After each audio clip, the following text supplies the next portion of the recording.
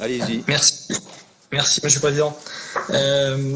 Oui, dans la lignée du compte administratif, puisque les deux exercices se collent aujourd'hui et se mêlent dans les faits. Pour revenir juste sur votre reprise de parole tout à l'heure sur votre analyse sur la région, est-ce que nous étions dans les meilleures conditions pour affronter la crise.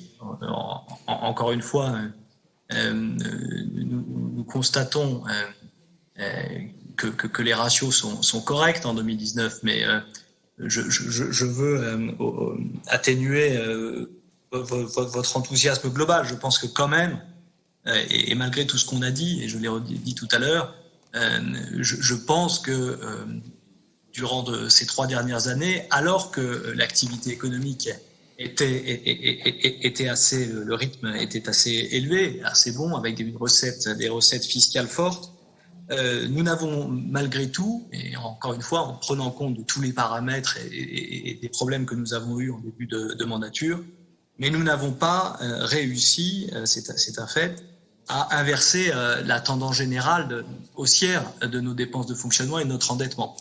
Donc je me permets juste de relativiser cet enthousiasme, et je pense que nous avons dû être plus volontaristes sur cette question de la hausse des dépenses comme de l'endettement, avec sans doute, comme je l'ai dit tout à l'heure, une plus forte analyse et prise en compte des économies à réaliser, des économies d'échelle à prendre par rapport aux surcoûts importants que nous n'avons pas encore réussi à chiffrer globalement. Et donc je pense que la question de la réorganisation de la région, elle est au cœur de la réflexion qui doit occuper les prochains mois, et notamment au regard de cette situation exceptionnelle.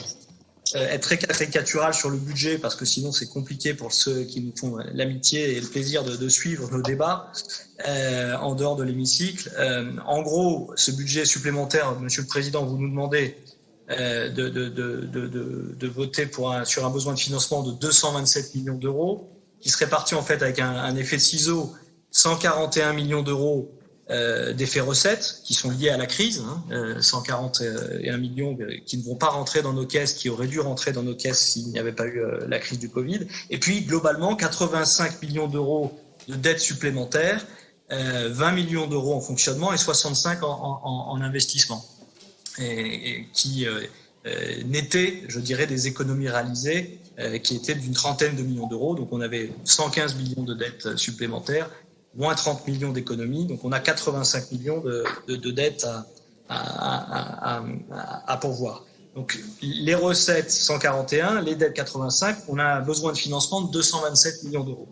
Ces 227 millions d'euros, vous nous expliquez que vous les financez à la fois par la reprise de l'excédent 2019, 235 millions d'euros, qui aurait été qui est ce qu'il est, et c'est déjà heureux de l'avoir, qui aurait peut-être être, en fonction de ma première remarque, supérieur, mais nous avons ces 135 millions d'euros qui abaissent ce besoin de financement. Nous avons des recettes supplémentaires de 44 millions. Et donc, l'écart entre ce besoin de financement et la reprise de l'exercice précédent ou les recettes de 2020 s'élève à 48 millions. Et 48 millions d'euros, c'est l'emprunt que vous nous demandez de contracter.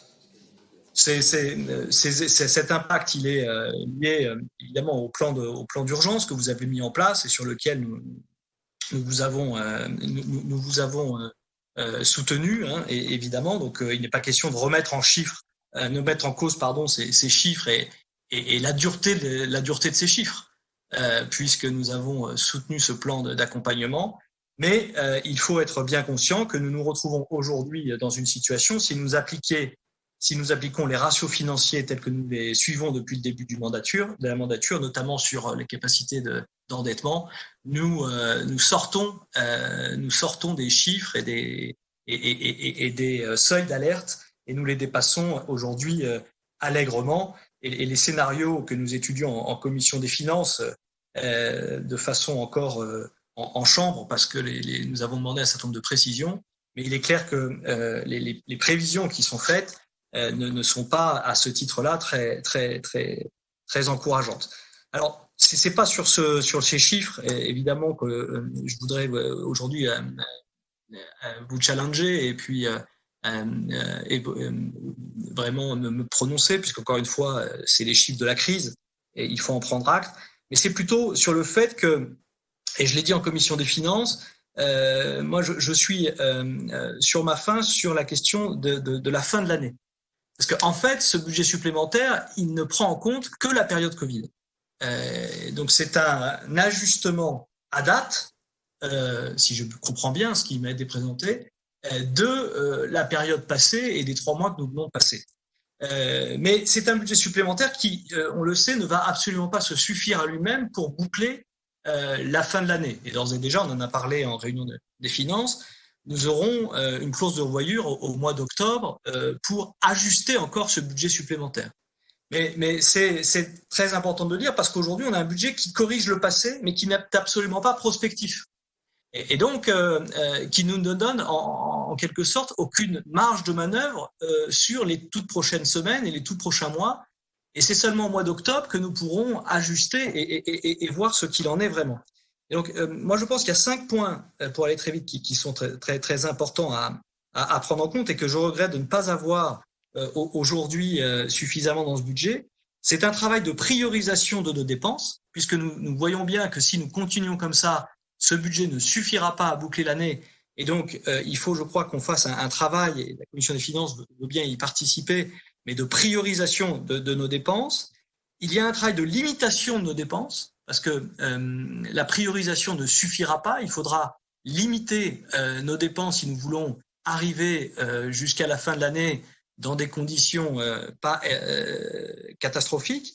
Et là-dessus, la Commission des finances avait retenu que nous limiterions les AP à 85% de leur objectif pour cette année 2020. Nous avions demandé des précisions sur la façon dont on obtenait et qu'est-ce qui nous faisait penser qu'il fallait limiter à hauteur de 85% et pas plus ou pas moins. Et là-dessus, nous n'avons pas eu de réponse. Donc, je ne sais pas si cette limitation temporaire des AP, nous l'actons dès ce budget supplémentaire. Je n'en ai pas, en tout cas, entendu parler. De même pour les AE qui travaillons sur une hypothèse, enfin l'exécutif devait travailler sur une hypothèse de limitation à 95%. Donc un travail de priorisation qui, je trouve, manque ici, un travail de limitation temporaire qui est à préciser, et sans doute un travail de réorganisation, c'était la conclusion précédente sur le compte administratif que je formulais, qui sera, à mon sens, seul gage d'économie d'échelle qui nous permettent, en partie, pas totalement évidemment, d'absorber le choc. Sur le cadrage 2021, j'ai vu passer le chiffre de moins 5% des dépenses de fonctionnement. C'est un objectif très ambitieux qui va nécessiter que nous fassions le travail de limitation, de priorisation des dépenses, et je n'en vois pas beaucoup de traces ici, ainsi que la question du taux de réalisation, puisque bien évidemment, toutes nos constats sont à relativiser par rapport à la capacité que nous aurons à réaliser cette année un certain nombre de choses. Et je pense que là aussi, des objectifs de taux de réalisation qui, à mon avis, vont être très dégradés par rapport à 2019, puisqu'il y a des chantiers qui se sont arrêtés, il va y avoir beaucoup de retard. Et je crois que ces objectifs de taux de réalisation, là aussi, nous manquent, un peu au même titre que les limitations de nos autorisations de paiement, pour avoir une juste vision de notre point d'atterrissage à la fin de l'année. Et puis le dernier chaînon, je trouve, manquant, c'est l'impact collatéraux des prêts alloués que nous avons faits, des garanties d'emprunt que nous avons accordées, des aides que nous avons insufflées aux entreprises et qu'il fallait faire. Encore une fois, nous ne remettons pas en cause le plan d'urgence, mais qu'il faudrait, à mon sens, d'ores et déjà provisionner pour partie. Et je crois que ce n'est pas aujourd'hui pris en compte, puisque malheureusement, on sait très bien que toutes les entreprises ne pourront pas s'acquitter des dettes contractées en urgence à l'occasion de cette épidémie.